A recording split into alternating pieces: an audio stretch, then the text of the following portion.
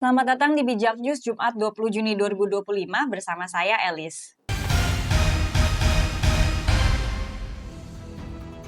Informasi pertama, setelah Puslap 4 Bareskrim Polri menyatakan ijazah Presiden ke-7 Joko Widodo asli dan identik dengan dokumen pembanding, kini perlawanan balik datang dari pihak istana. Tak hanya satu, ada 6 laporan yang dilayangkan terkait dugaan pencemaran nama baik dan penyebaran berita bohong, sebagaimana dikonfirmasi oleh Polda Metro Jaya. Meski penyelidikan sebelumnya dinyatakan selesai, Komjen Pol Purnawirawan Susno Duaji menegaskan bahwa tahap penyelidikan belum masuk pro justitia sehingga belum bisa dijadikan alat bukti yang sah menurut pasal 184 KUHP pada Jumat 20 Juni. Ia juga menyebut penggabungan laporan menjadi satu perkara sebagai langkah strategis untuk mempercepat proses hukum. Namun, pihak pelapor tetap menilai proses di Bareskrim tidak transparan karena hanya mengandalkan fotokopi ijazah, bukan dokumen asli. Di sisi lain, tim advokasi Roy Suryo CS menuntut agar Mabes Polri membuka kembali uji forensik dokumen secara terbuka dan melibatkan pihak independen. Kalau aslinya dibawa ke pengadilan, selesai sudah, kata Herman Kadir pada Jumat 20 Juni. Ia juga menyoroti bahwa proses hukum di tingkat Perdata Tengah berjalan di Pengadilan Negeri Surakarta dan Sleman dan belum ada putusan inkrah yang sah. Sementara itu, kubu pendukung mantan presiden mempertanyakan motif para pelapor yang dinilainya sengaja menciptakan kegaduhan. Jangan-jangan ini kebencian yang dibalut pencarian kebenaran, sindir Andi Asmawan dari Wakil Ketua Umum Jokowi Mania atau Joman. Ia menyebut kasus ini ibarat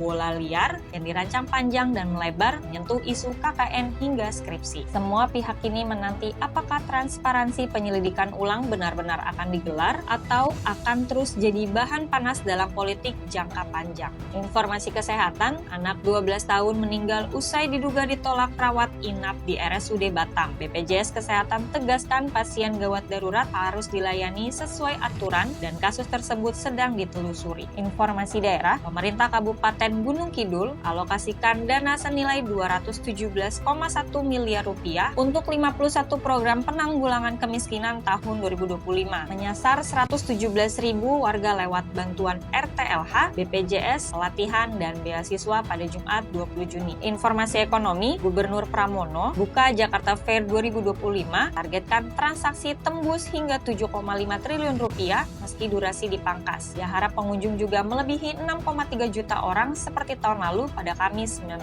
Juni. Informasi luar negeri, rudal Iran hantam rumah sakit di Israel, termasuk Tel Aviv dan Beersheba pada Kamis 19 Juni. Puluhan luka-luka, pasien dievakuasi, rumah sakit minta warga tak datang hingga situasi aman. Sampai bertemu di informasi bijak berikutnya.